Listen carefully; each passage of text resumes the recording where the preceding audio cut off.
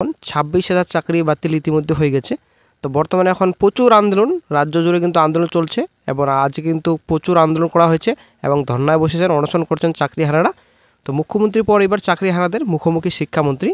পূর্ব নির্ধারিত সূচি অনুযায়ী চাকরিহারা শিক্ষাকর্মীদের সঙ্গে বৈঠকে বসছেন ব্রাত্য বসু।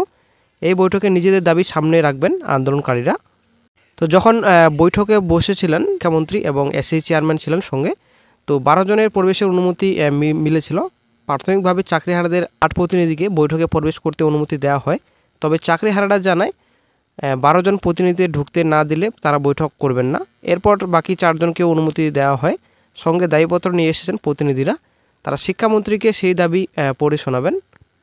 তারপর যখন 4:11 সময় হলো, তো বৈঠকের আগেই উপস্থিত হয়েছেন এসএসসি চেয়ারম্যান সিদ্ধার্থ মজুমদার, মধ্যশিক্ষা পর্ষদ সভাপতি রামানুজ গঙ্গোপাধ্যায়, তারপর পৌঁছালেন শিক্ষামন্ত্রী।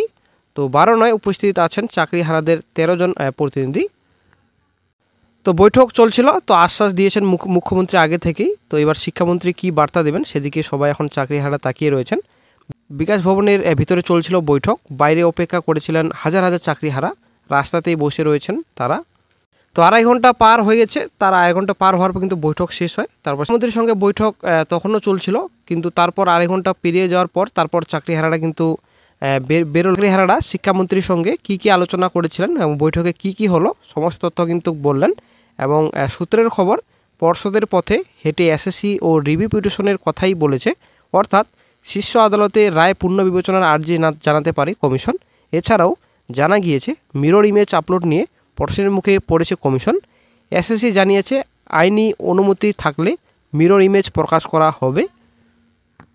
এছাড়াও বেতন নিয়ে কোনো চিন্তা নেই বলে আশ্বাস